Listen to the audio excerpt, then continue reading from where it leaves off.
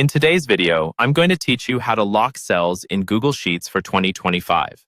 Whether you're working with sensitive data that needs protection or simply organizing your spreadsheet, locking cells is a crucial task. Let's dive into each step and make sure your sheets are secure and orderly. To begin with, open up the Google Sheet you want to work on. It's important that you have the permissions to make changes on the sheet because you'll be customizing settings. Once your sheet is open, navigate to the cell that you specifically want to lock.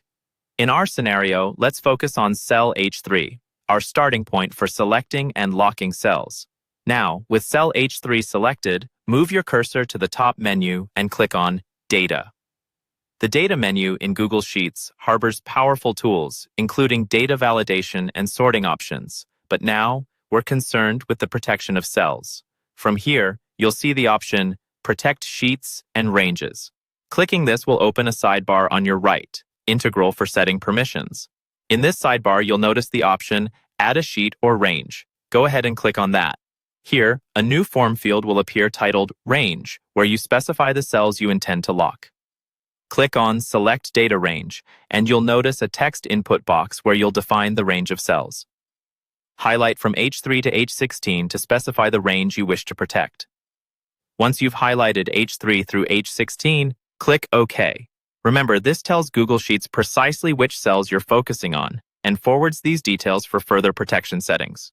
The subsequent step is entering a description that helps identify this range. Type in Locked as the description. It's simple, concise, yet clearly defines the purpose.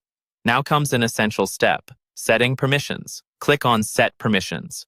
You'll see a dialog box prompting choices for interaction levels with the protected range.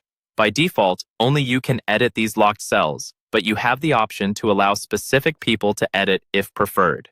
Carefully choose who gets to modify these cells to ensure data integrity. Once you're satisfied with these permission settings, hit Done. And there you have it. The cells from H3 to H16 in your Google Sheet are now locked and secured as per your specified permissions. This simple but effective process helps maintain accuracy and security in collaborative environments, reducing accidental modifications or unauthorized alterations. With practice, locking cells becomes second nature, ensuring your data remains just as you want it. Thanks for watching, and let me know how this process works for you.